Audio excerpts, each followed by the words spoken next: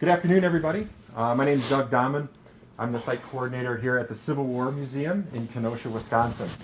We welcome you to our second Friday lecture series from wherever you may happen to be viewing us today. Locally, from around the world, we're excited to bring these programs to you via our Facebook platform. For those of you who might be new to the lecture series, this is something that we have done over the past 12 years at noon on the second Friday of each month. Now, in the past, we've hosted these lectures for an in-house audience. You'd have to be here in Kenosha or be able to get yourself here to view the lectures. But I guess one positive out of everything that's going on in the world these days is it's forced our hand a little bit. And we're broadcasting our programs and lectures on virtual platforms. And it's something that when we're back in available to do live programming to a live audience, it's something that we're going to continue on with, to broadcast these via our Facebook page. So I hope you'll be joining us no matter where you're at. If you're from the local area, please join us in person when the museum reopens. If you're not and you can join us virtually, we're glad to have you. Thanks so much for tuning in today. So like I said, second Friday at noon of every single month, we'll have a new topic and a new speaker. Our museum, if you're new to the museum, we explore the Civil War through the lens of the Upper Midwest. So many of our topics will be Upper Midwestern related in nature. So it kind of gives you a sense. And you can always go to our Facebook page or to our website to check out any new speakers, new programs, things that are upcoming. So welcome, and we're really glad to have you with us today. Today we have Dennis Doyle. He is going to talk to us about the Illinois regiments that served at the Battle of Gettysburg in 1863. Dennis comes to us from Joliet, Illinois. We allowed him to cross the border into Wisconsin. Dennis is a history and sociology professor at Joliet College. He's been there since 2003. He's also the president of the South Suburban Civil War Roundtable. And near and dear to my heart, he has 26 years experience refereeing high school football. So we know he knows how to handle a hostile crowd. Dennis got his undergraduate degree from Colorado State and a master's degree from DePaul University. So we're so glad, Dennis, that you could come up and join us on this virtual platform today. Thank you. Everyone, Dennis Doyle. Thank you, Doug. It's a great honor to be asked to the museum to speak on one of my favorite topics, Illinois regiments at Gettysburg. As Doug mentioned, every time I cross the border into Wisconsin, I get a little nervous with my Illinois license plates. Although I don't mind donating $150 to the Wisconsin State Trooper Pension Fund. So, but in all seriousness, thank you again, Doug. This is a wonderful museum, and we certainly are very supportive of it. As Doug mentioned, Illinois played a very central role in the Civil War, and certainly at Gettysburg. We had 3 regiments there. There are 3 very good regiments. And I always like to start with Abraham Lincoln. This is obviously Lincoln Memorial in Washington, D.C., if you haven't been there. Wonderful place. And as Clausewitz said, war is politics by other means. And Lincoln obviously is from Kentucky. He lives in Indiana for a while, but of course he later becomes an Illinois resident throughout his whole adult life and makes his career there, as we all know. And so it's always good to start a discussion on Illinois and the Civil War, especially at Gettysburg, with Lincoln. Here is the summer of 1863. As I said earlier, this is not only a campaign, it's also of war politics. Lincoln is committed to the war. You have the Emancipation Proclamation of January 1863. And of course, the Army of Northern Virginia under Lee, the master general that he is, has a major victory at Chancellorsville in May of 1863. And of course, Stonewall Jackson is killed.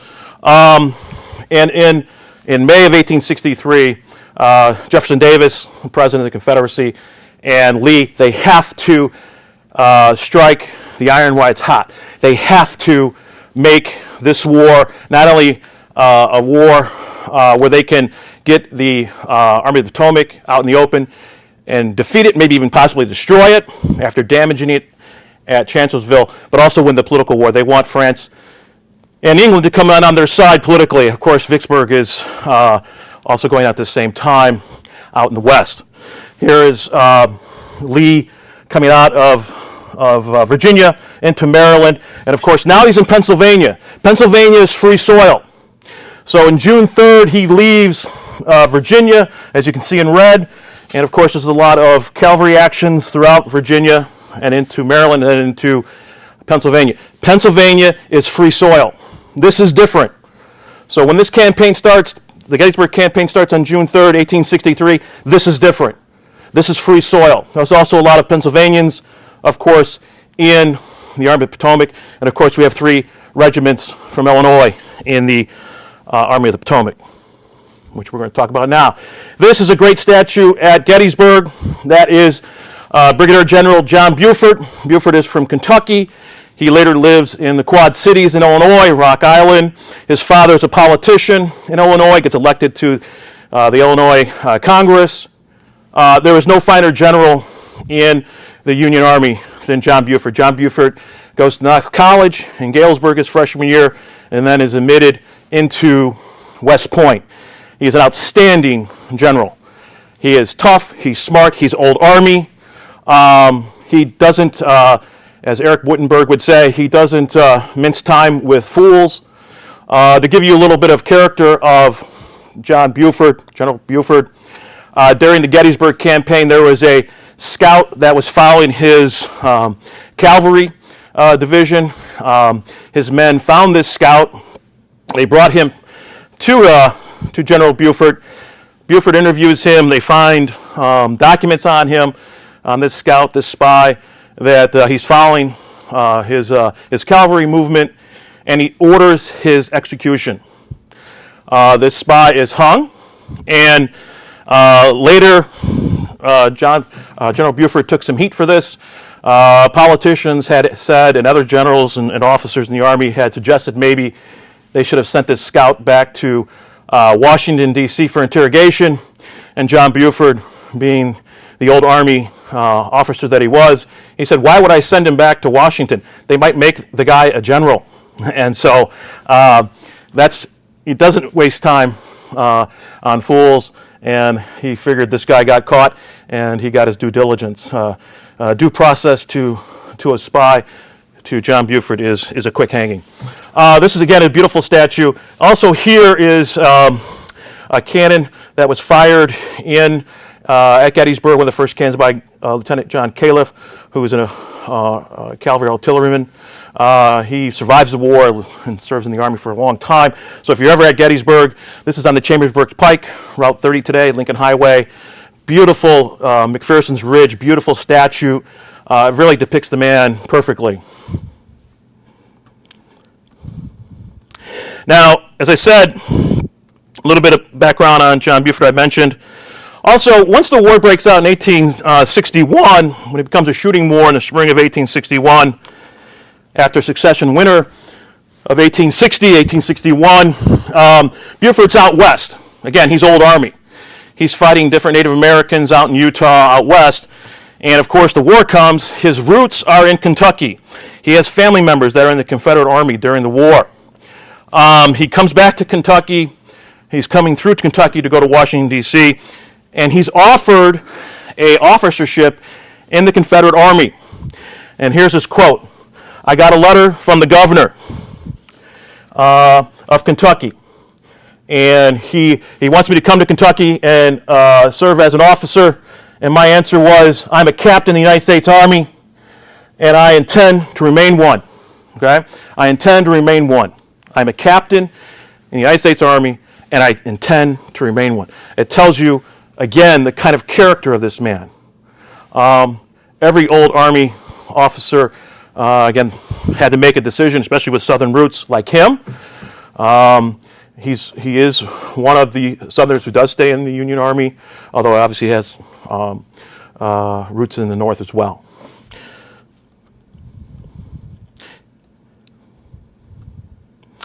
Also, Buford, to give you a little bit more background on him, again, he will lead the 8th Illinois Cavalry and the 12th Illinois Cavalry. Buford, on June 30th, he knows that Gettysburg is a place that the armies might meet. The Army of Northern Virginia with Lee, General Lee, and the Army of the Potomac. This is good ground. He knows that. All battles are won before they're fought. Buford knows that. He's a very experienced cavalryman in the Army, as I said before. And Buford knows that Gettysburg would be an ideal location based on the rolling terrain, the roads that lead to Gettysburg. And so Buford, on June 30th, after scouting forward past Cashtown and into Fairfield, Pennsylvania, southern Pennsylvania, he knows that most likely this will be a place where there will be a battle soon. He can sense it. He can feel it. He relies heavily on the 8th Illinois and the 12th Illinois Cavalry, as we'll see in a second. One of his commanders from New York comes and talks to him, Colonel Devon, and he gives a famous quote at the Eagle Hotel on June 30th, the night of June 30th, the devil's to pay. This is a famous quote. David Martin quotes this, so does Eric Wittenberg, two famous historians of the Gettysburg battle. And so here's a man who can sense what's going to happen. He understands, he has the foresight to understand what's going to happen. And so he's going to deploy his forces absolutely perfectly on July 1st. And he's going to use Illinois Cavalry, the two Illinois Cavalry, 8th and 12th, magnificently. There's a picture of him. He's about 37 years old. My wife always says he's got Hollywood good looks. She never really says that too often about me anymore, so I don't know what that means. But you can just see the man. You know, he's not trying to impress anybody. He doesn't have all kinds of recruitments. He doesn't have, he's not trying to show anything. He's just taking this picture while he's in the Army during the Civil War. It's, again, a very famous picture of him. And you can just kind of see and sense he has a command presence, as they might say. Again, here's the 8th Illinois. They are led by John Beveridge, who later becomes governor of Illinois. He's an attorney. They're led by William Gamble, who is an Irishman. My last name is Doyle, Irish on my father's side. Gamble is an outstanding commander of the division. Again, he's from Ireland. He is trained in the British Army. He immigrates to the United States. He actually fights in the Seminole Indian Wars. He later leaves the Army. He is an engineer by profession. He ends up in Evanston, Illinois, where he actually becomes friends with John Beveridge and also Representative Farnsworth. He is a very successful engineer in Illinois, in Chicago area, in Evanston, which is north of Chicago. And later his home is still used by Northwestern University. It is the former admissions building, and now it's the building to the anthropology department at Northwestern. So his home is still being used to this day. I always tell my students, where do you see history? You see it all around you. History isn't history, it's the present. We look back to the past, we understand the past by understanding the present, and vice versa. So again, history is always around us. William Gamble is an outstanding officer. He will survive the war, but not much long after that. He will die in 1866. Again, John Beveridge is the commander, overall commander, direct commander of the 8th Illinois Cavalry Regiment. The 12th Illinois, they will muster in central Illinois, in Springfield, where the 8th Illinois is from St. Charles, which is a northern suburb of Chicago. The 8th Illinois is known as the Abolitionist Regiment. Many of them are staunchly against slavery. And again, as I said, Pennsylvania is free soil. Almost 200 African Americans were captured in June of 1863, and many of them were sent, unfortunately, back to the South as slaves. We have a lot of research on who those individuals were. And so again, this is a war that leads into 1863 into the North, in the East. And again, Pennsylvania is free soil. We cannot overemphasize that. The 12th Illinois is again from Springfield, Illinois.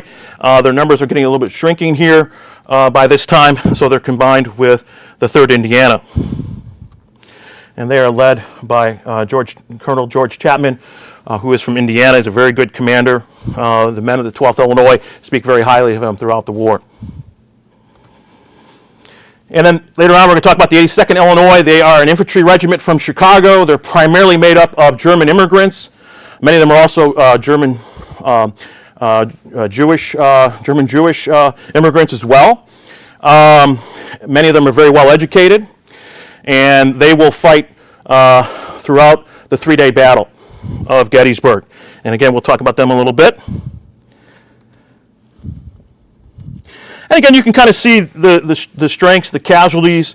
The 82nd Illinois, actually, when they retreat north of town on the first day, which we'll get to, they actually have many men who are captured.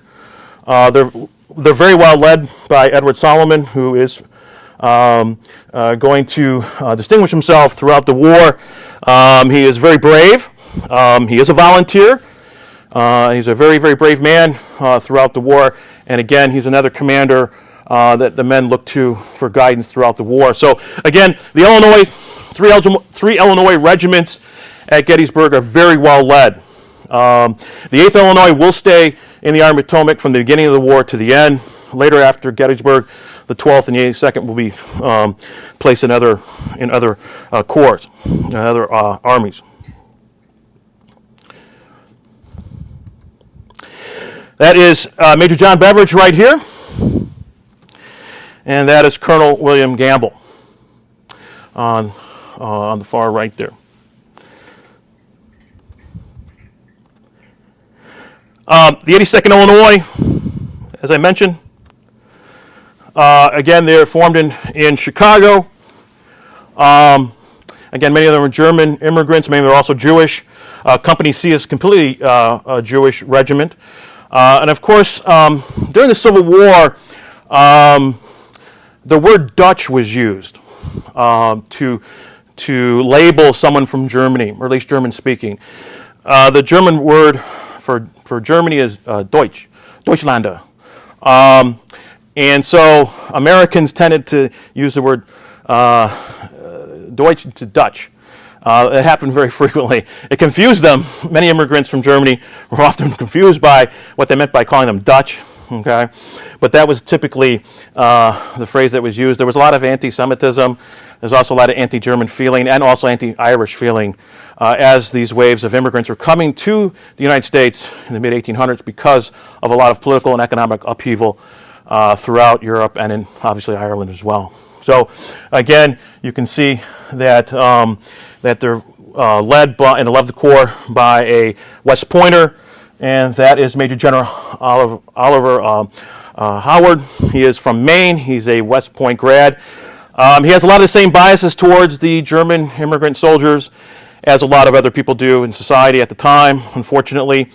Many of the German immigrants are professional soldiers, or at least have experience fighting.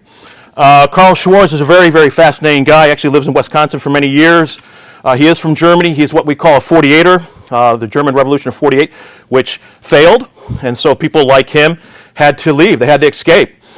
He lands in the Midwest, also in Wisconsin. The reason why we have kindergarten in the United States is because of this man and his wife. Kindergarten is a German word. Kinder means child. Garden means school, or garden. Kindergarten came from the German School of Education. Carl Schwarz's wife was a teacher. And so when he, after the war, he became a politician, a very successful one. And in Wisconsin, in Parkside, Wisconsin, they had the first kindergarten in the United States. So again, he's quite an interesting guy. He's a very fascinating man, Carl Schwarz.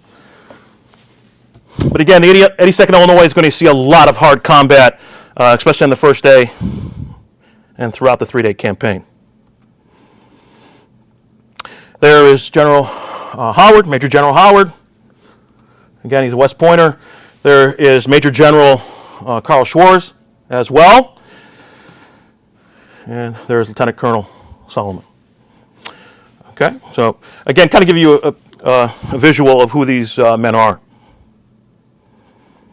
I love this painting. This is Dale Galan. He actually lives in Gettysburg, but he's from California. This is Colonel Gamble. This is June 30th, It had just rained. In the middle is Brigadier General John Buford, and they're plotting their strategy. This is probably around the afternoon of the 30th of June. They are scouting ahead up into Cashtown and to Fairfield. So here is the 8th Illinois Cavalry being depicted, led by Colonel Campbell. And of course, you'll see in a second here that the 8th Illinois is going to be at the very forward point of the Chambersburg Pike.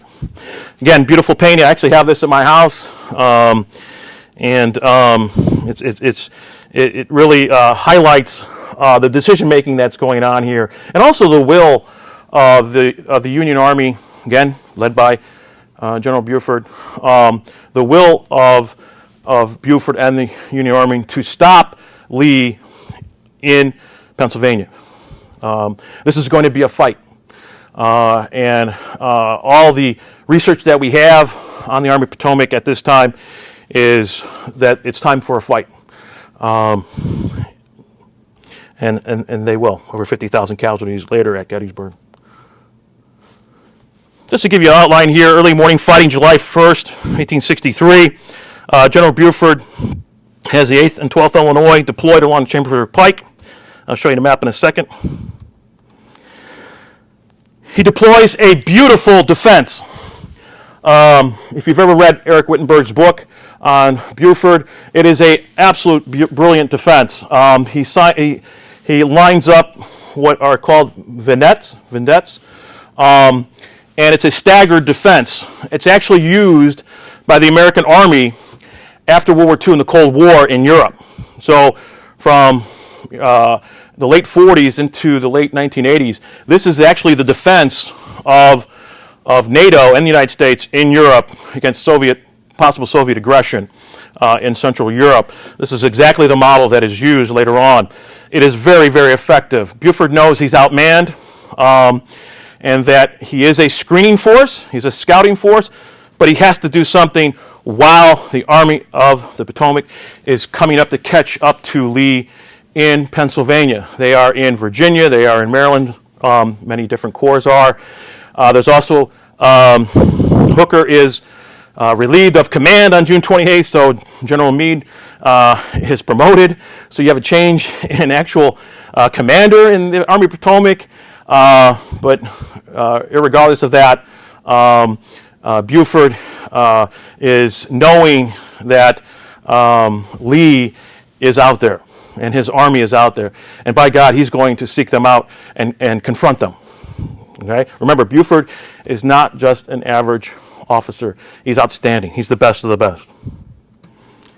And he deploys two of the very best cavalry units, the 8th Illinois and the 12th Illinois, to get the job done. So this vignette post is outstanding. It's a very good defense. It uses mobility of the cavalry. They can shoot and scoot kind of thing. They can scout. They can delay. They know the lines of approach down the Chambersburg Pike, which is west of Gettysburg. And so it's been raining, so the terrain is obviously muddy and slippery for ground troops to move on. And so Buford knows he's got a lot of advantages. He doesn't have the advantage of manpower, but he has the advantage of surprise, and also he has very experienced troops in the 8th and 12th Illinois as cavalry soldiers and troopers. So about 7:30 in the morning, as you can see on July 1st, Lieutenant Marcellus Jones, who's from Vermont, he moves to Illinois. His grandfather served in the Revolutionary War. He's born in 1830. He will die in the year 1900. He is a fairly successful small business owner out in the suburbs of Chicago. And when the war breaks out, he is one of the first to join the 8th Illinois. And Marcellus Jones, in 7:30 in the morning, he takes the rifle of Sergeant Schaefer, who he's actually very good friends with. Sergeant Schaefer and Lieutenant Jones obviously will survive the war. He borrows his Sharp's rifle, and he has the famous line where he says, "Give me the honor of opening the ball." Again, he didn't target target a Confederate soldier, one was on horseback, necessarily to injure the person. It was a warning shot. The first shot fired at Gettysburg is by an Illinois trooper of the 8th Illinois. As a matter of fact, on June 30th, the 8th Illinois, according to David Martin's research, was the first Union troops on the Gettysburg and later the Gettysburg battlefield, of course, on June 30th. So Illinois is first to answer the call. Buford has immense trust in the 8th Illinois and the 12th Illinois Cavalry. Lieutenant Jones cracks off that shot. Again, not so much for trying to wound or kill the enemy. The Sharp's rifle doesn't have the range. The Marsh Creek is almost a mile away from his position. I'll show you a picture in a second of this position. It's to warn the other troops that the enemy is near. It's the most important shot of the campaign. Why? Because it bought the Army of the Potomac 2 hours. That one shot bought them 2 hours. Buford knows, so does his men, that if they're going to defend Gettysburg, and there's good ground to defend, then they're going to have to delay whatever force they're going to meet. So Lieutenant Jones' shot gives them 2 hours. Very important hours. This is a great painting by actually a Chicagoan. He was here at the Kenosha Civil War Museum. This is Brian Rocco. I apologize to him if I screwed up his name, but he's a Chicagoan like me. I'm sure he understands our lingo. But Brian's painting is of Lieutenant Jones, Sergeant Schaefer. Here's a Chambersburg pike. This is actually at my house as well, not the original, unfortunately. This is a beautiful painting. I've been to this spot at Gettysburg many, many times. It's a very busy road, Route 30, Chambersburg Pike. But it shows the determination.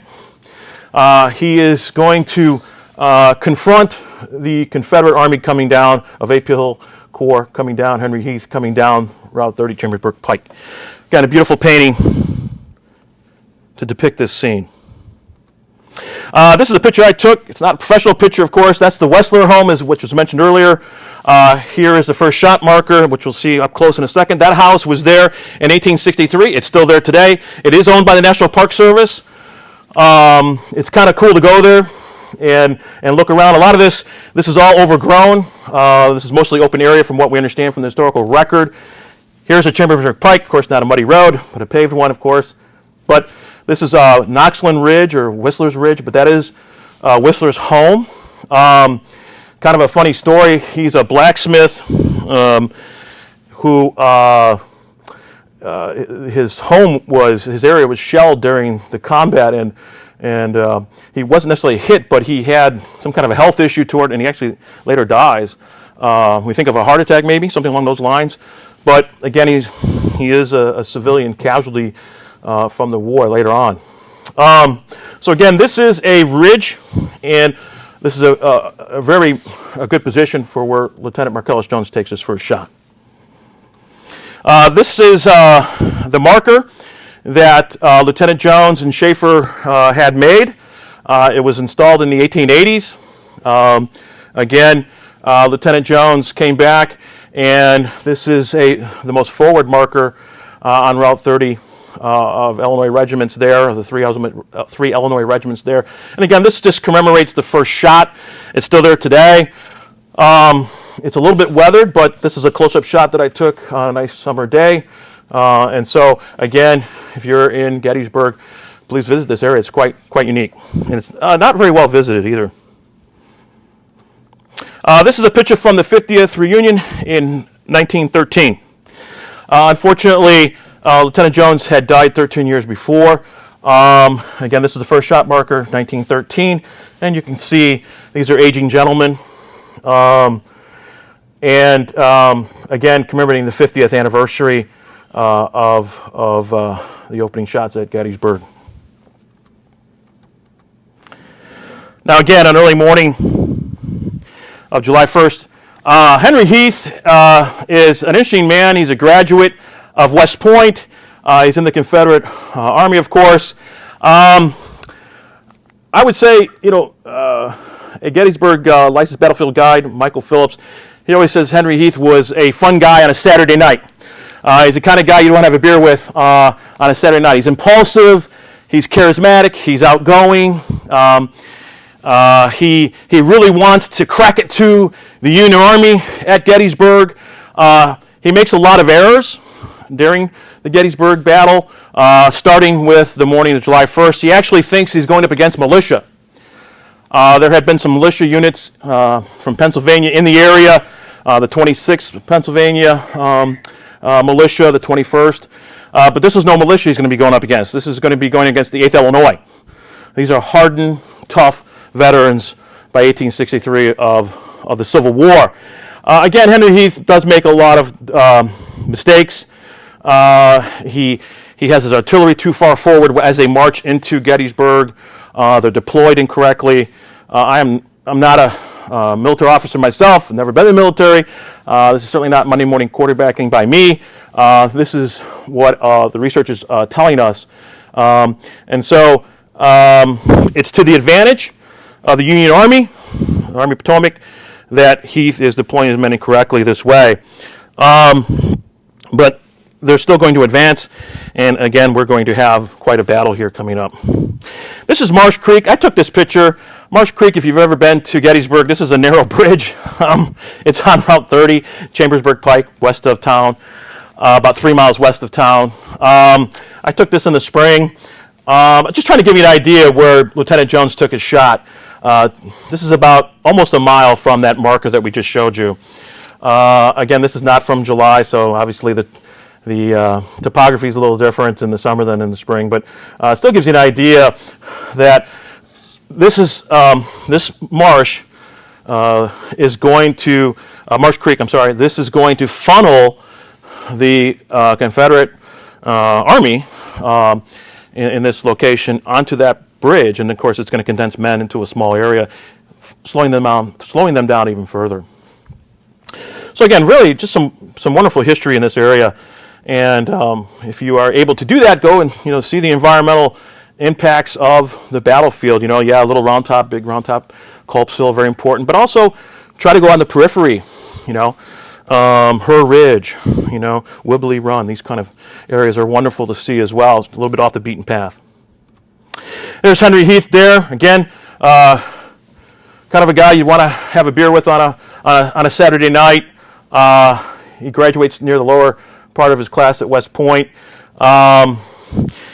Again, very well-liked man, but impulsive. And in the fog of war and the complexity of war, when people have to make decisions who lives and who dies, he's a commander. He's going to make those decisions. Who lives and who's going to die.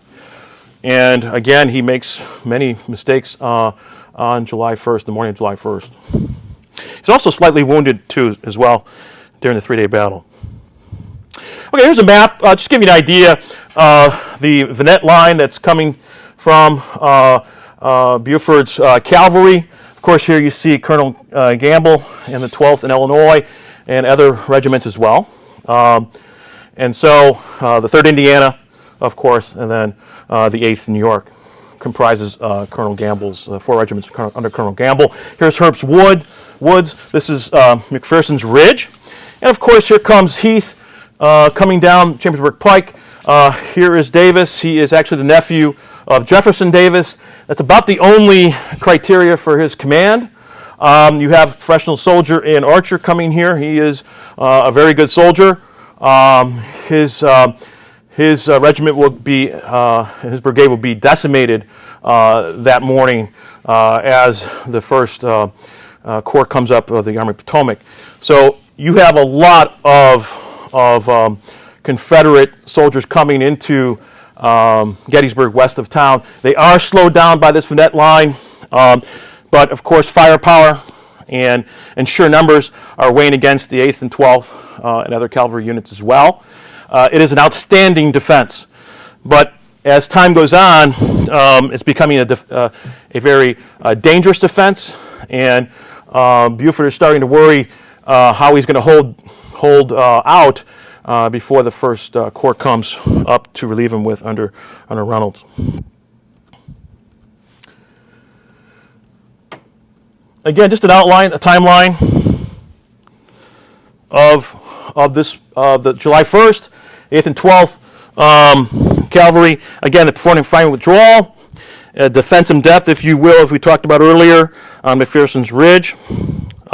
Again, this allows for the 1st Corps to come up under Reynolds to the infantry to come up and then confront the advancing Confederate Army under A.P. Hill, A.P. Hill's Corps. Again, we look at the entrance north of town by Richard Ewell, who replaces Stonewall Jackson. Ewell is a very good commander as well. He does take some criticism for the first day, whether or not to attack Cemetery Hill or not. That's quite a debate, and we'll kind of look at that in a second. Unfortunately, Reynolds is shot and killed. He is a very good officer. He's actually from Lancaster, Pennsylvania. He's shot early in the battle as he's leading troops onto Gettysburg, west of town on McPherson's Ridge by the Lutheran Seminary. And Buford, again, the fog of war. What is the chain of command? Abner Doubleday takes over, who's in the 1st Corps. Buford is trying to deploy his men under Gamble west of town. He's trying to deploy his men north of town under Devon, again, a New Yorker. And so he's trying to manage these troop movements. He's also trying to manage what the Confederacy is bringing in terms of firepower, manpower into the Gettysburg battle. He has to do this in real time, and he's actually very good at deciphering all this information, and he is making good decisions, buying the Union Army time. This is the railroad station in Gettysburg. This is actually where Lincoln comes to in November of 1863.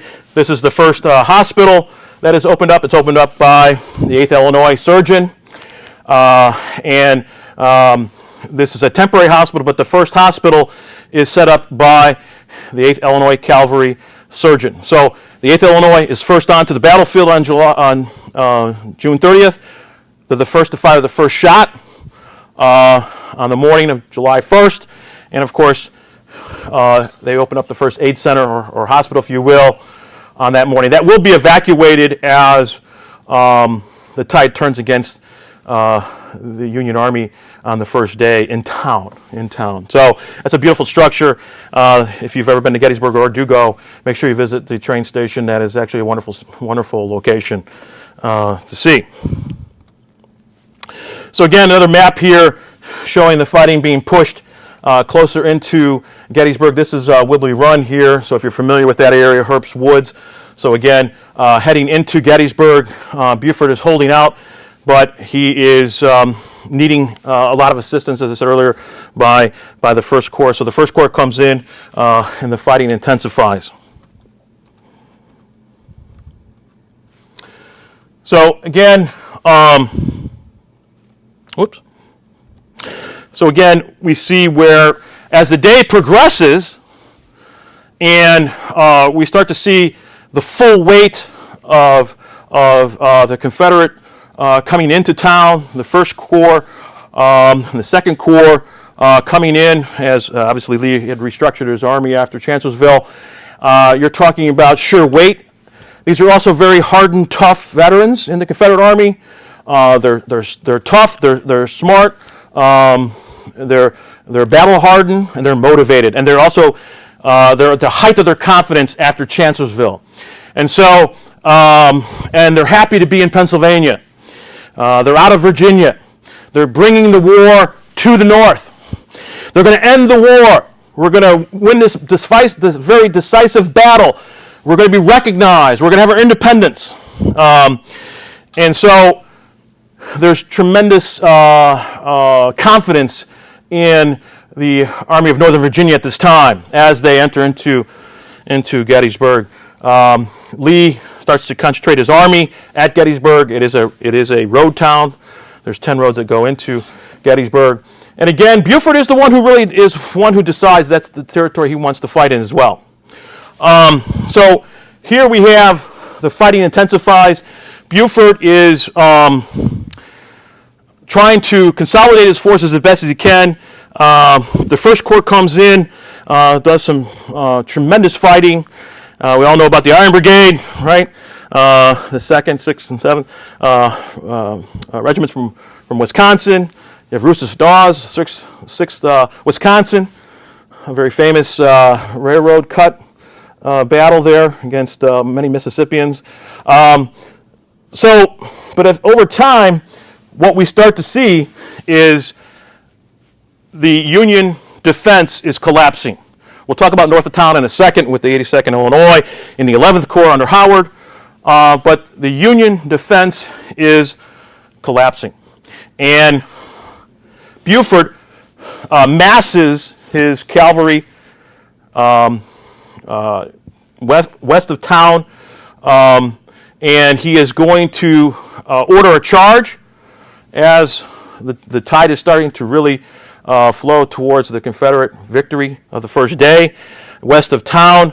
And the Confederates, primarily the 52nd North Carolinians, they form what's called a Napoleon box, kind of made famous at Waterloo.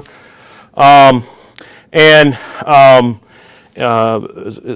Napoleon box would repel a direct assault by cavalry against infantry. This is quite rare.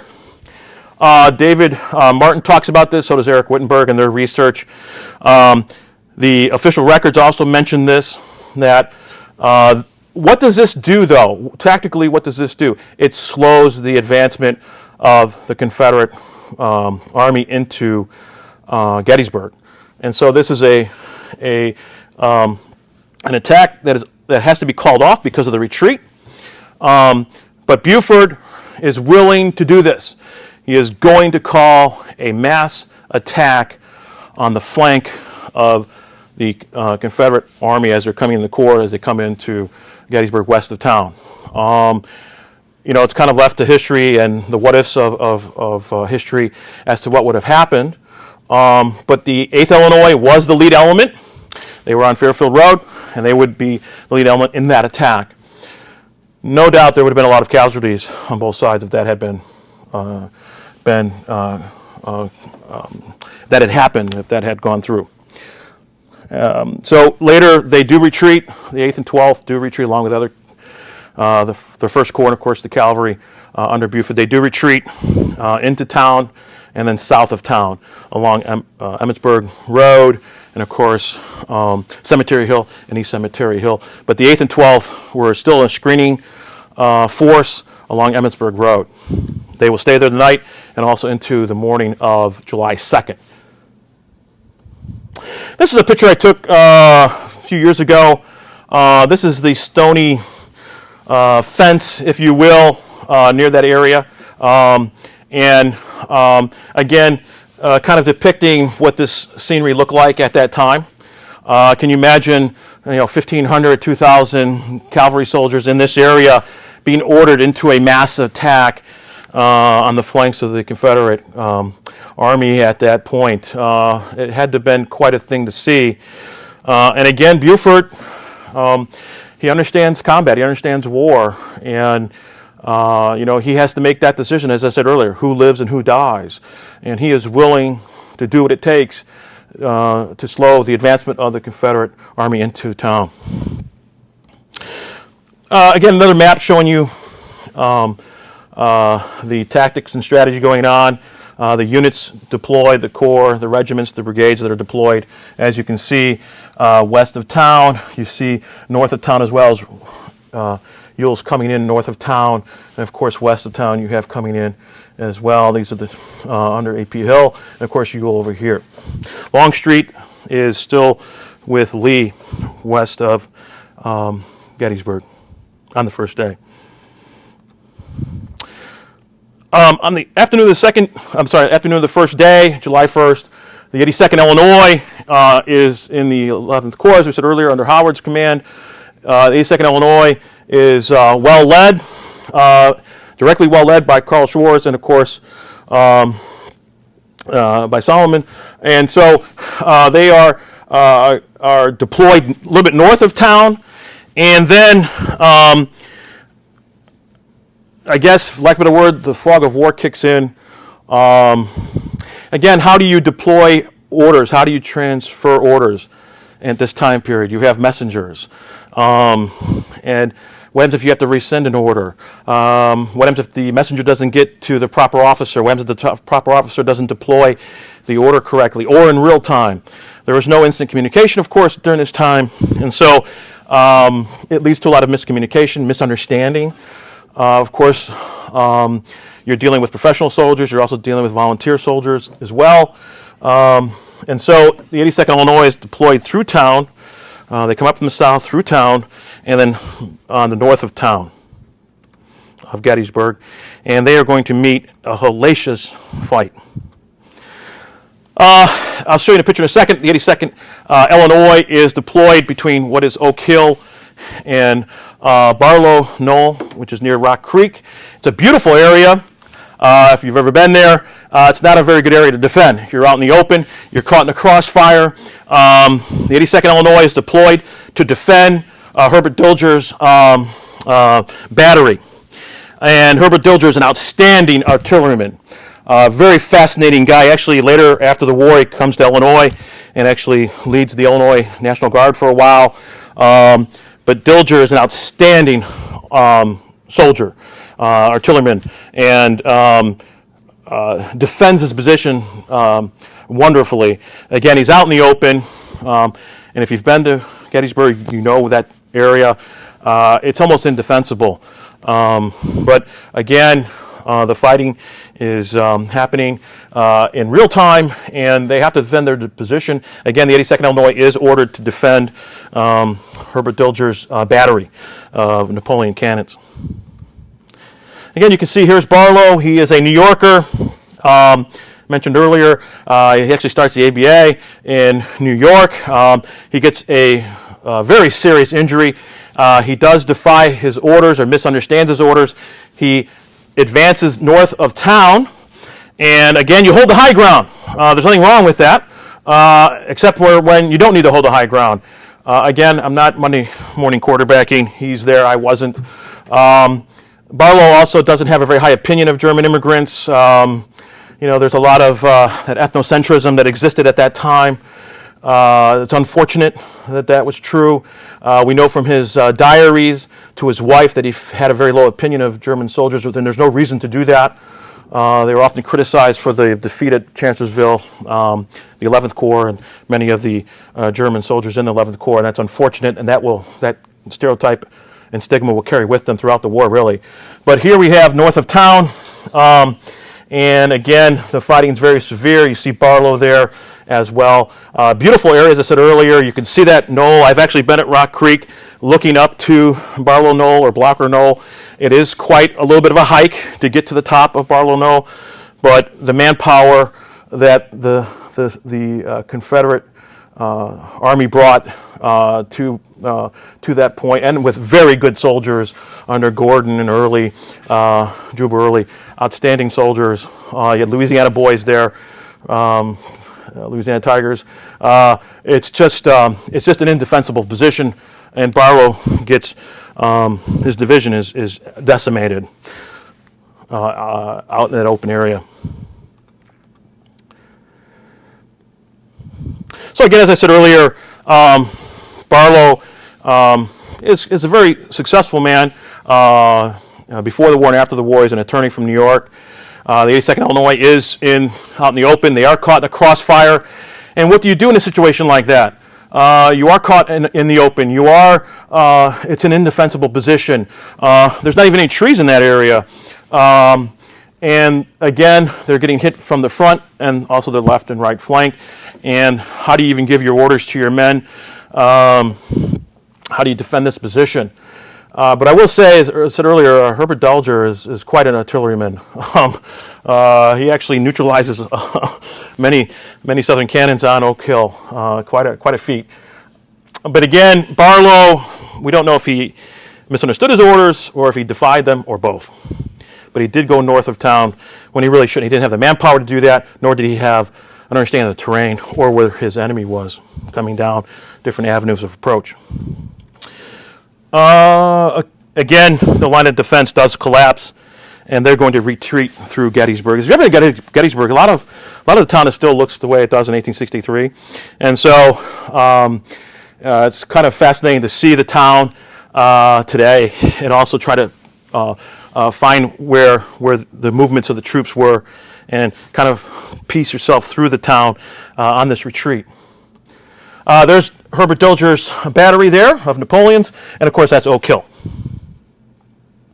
which is again west of Gettysburg.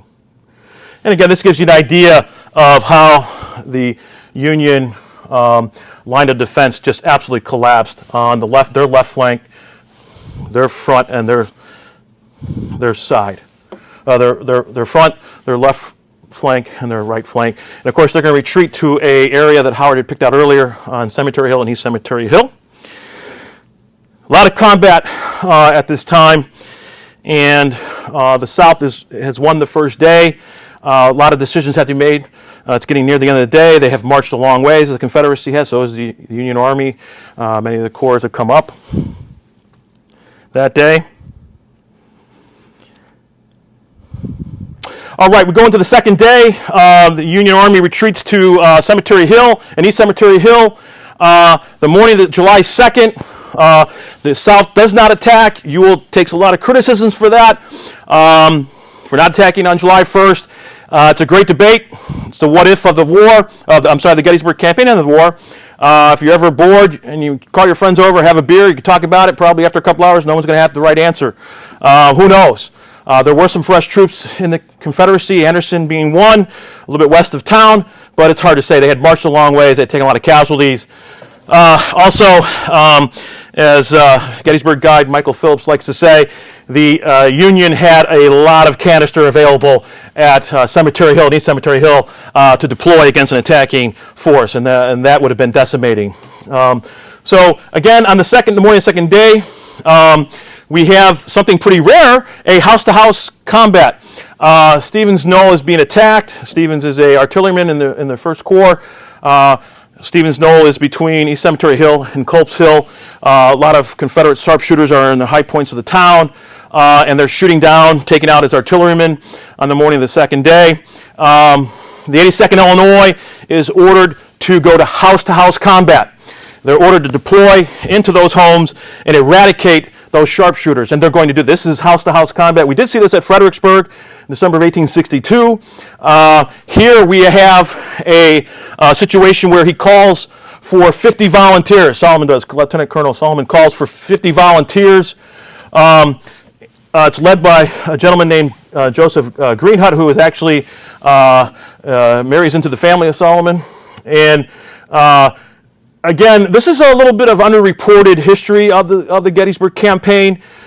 We do know they cleared those homes, and again, if you think of Berlin in '45, or even Saving Private Ryan, the Normandy invasion, house-to-house combat is ruthless. It's up close and personal. You're not shooting someone from a distance. This is up close and personal. This is hand-to-hand combat. They did clear those homes out. Unfortunately, today, there's a lot of development in that area, a lot of hotels, things like that. So it's kind of hard to get a feel for that area. Just in town, near Cemetery Hill and East Cemetery Hill and Culp's Hill. You actually have a football field there, which love football, nothing wrong with that. But it's actually right in the middle where this battle took place. You have a grade school in that area. So it's hard to get a real feel for this hand-to-hand combat. I also, a gentleman named Ken Rich also gave me a lot of good information. He's a local historian in Gettysburg, and I appreciate Ken also reaching out to me about some of the hand-to-hand combat and some of the house-to-house combat that took place with the 82nd Illinois. Something to be very proud of as Illinoisans, knowing that our three regiments contribute greatly to the defense of Gettysburg. Again, later that night on the 2nd and into the 3rd, Culp's Hill will be defended by the 82nd Illinois because the 8th Illinois Cavalry and the 12th Illinois are deployed back into Maryland to refit and to defend the supply lines as other units are deployed back to Gettysburg. They will fight in the post-Gettysburg battlefield campaign in July of 1863, but we do not see the 8th and 12th after about 11 o'clock on July 2nd in the morning. Here in Culp's Hill, we do see the 82nd Illinois. They do contribute as a reserve force to General Greene who has an outstanding defense at Culp's Hill. The South throws everything they can. Some very good troops under Johnson, Allegheny Johnson, Joe Johnson, at Culp's Hill. It's a wonderful defense. It's also very high ground. It has a lot of terrain to defend oneself behind breastworks, things like that. And finally, again, they are used as a reserve force, the 82nd Illinois, although many of them do participate in the defense of that area, Culp's Hill and East Cemetery Hill. A lot of fighting, as we all know, if you study the battlefield. Tremendous fighting that went on in this area. This is an old photo that I found. It's actually kind of a famous photo. This is the Wagon Hotel. This is Emmitsburg Road to the right. This is Taneytown Road. Today there's kind of a, I don't know what the right word is, kind of a goofy little convenience store, gas station. Here you have this major important area of the battlefield, and it's commercialized, but that's the way it goes. This house over here, I believe, is still there from the war. It's still there today. Here's a hotel, a lot of hotels in this area. Now, mostly Pennsylvania troops defended the Wagon Hotel. There's a lot of sniping going back and forth. But in this area, along this area, if you can picture this, is where the 82nd Illinois did the house-to-house fighting. So kind of a cool little picture to reference. Real quickly here, this is a map. I think the American Battlefield Trust for their maps. Here we have Culp's Hill. Many of you are familiar with that. And the 82nd Illinois is right here. And again, they're acting in reserve. They do actually participate from time to time, but they are a reserve, mostly a reserve throughout the afternoon of the second day into the third day.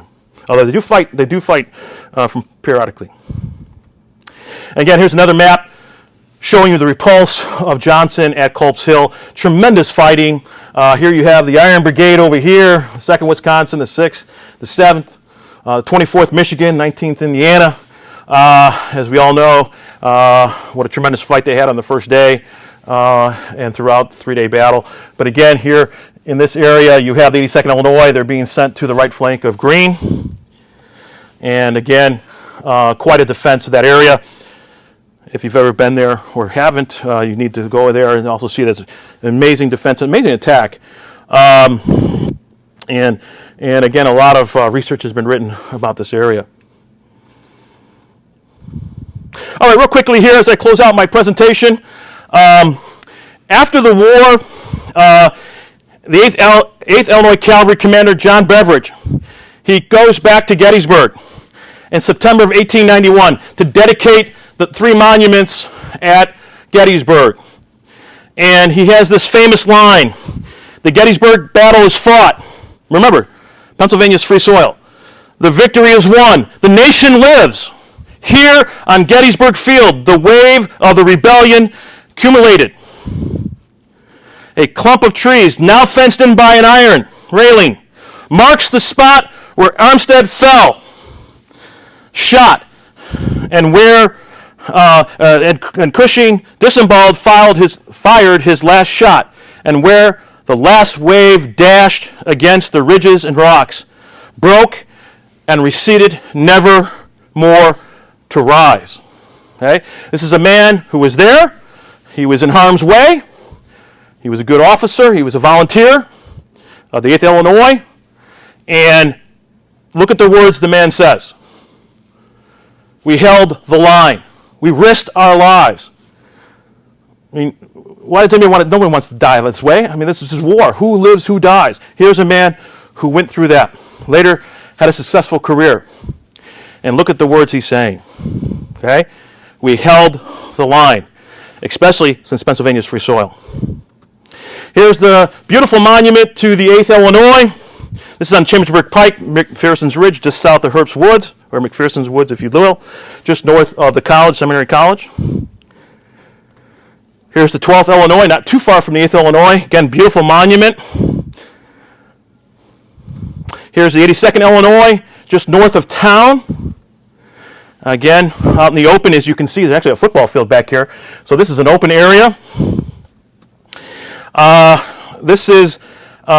There were 9 men killed from the 3 Illinois regiments at the Battle of Gettysburg, and 6 of them are buried there. This gentleman here was in the 82nd Illinois. He's a young man. He was killed on the second day when a shell fragment split his skull wide open. This man was a very